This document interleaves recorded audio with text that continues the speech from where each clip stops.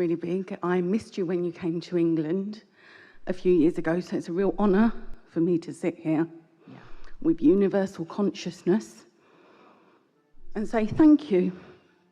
I have so much gratitude for this humble thing we call life. Yeah, that's a lovely place to consistently hold. That's really good. Yeah. I get blown away by how much gratitude that is bestowed upon me sometimes. Well, we want it to feel like the next logical step, not blown away and astonished. And we know these are just words that you're using in comparison with other times and other people and other experiences, but we love hearing you say, I have accepted the natural, never-ending flow of wonderful things that are happening to me, and around every corner I expect them, and then there they are again and again and again and again. Yeah. I don't like to expect, but I give gratitude for the abundance. I always say that's one of the nice things about the way this being in the receptive mode is, because everything that's in your vortex is being revealed to you, and you are in the receptive mode of it. And that's why we say it is so delicious to us to watch you be surprised and delighted. And the reason that the surprise is there is because you don't even realize the depth and breadth of what you put into your vortex. But when you get into the receptive mode and you allow it, you allow yourself to receive it, often there is that exhilaration of surprise because it's so much more than the components that you put in.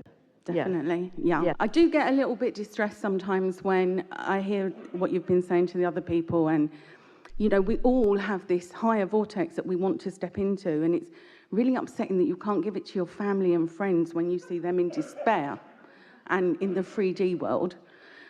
You know, you just want to uplift them. What you just have to accept is that you cannot be the path of least resistance for someone else. And when you try to be it, then you get into a place of resistance, and then you have nothing to give them. So you just have to accept that as a consequence. Unless you're tuned in, you can't help them. And when you try to help them when you're not tuned in, you find out what happens with that. Yeah. It's sort of like Abraham. I'm so disappointed that when I jumped off my roof, I didn't float to the ground.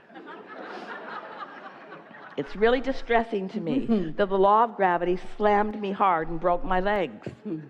And we say, there are these things that just are that you have to adapt to, and you have to learn to navigate within the law of attraction. Okay. You have to understand that you cannot be anybody else's point of attraction, only your own. Yeah. And once you are selfish enough to really accept that, then you don't feel distressed about their sifting through contrast, but you feel aware that they're in a step one moment.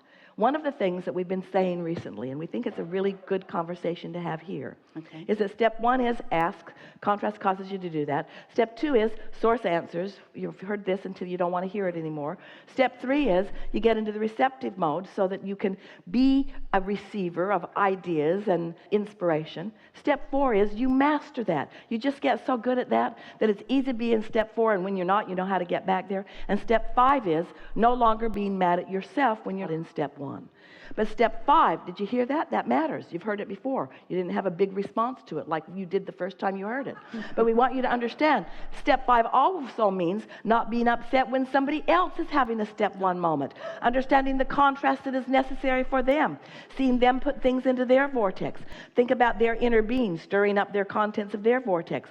Think about law of attraction, bringing the cooperative components.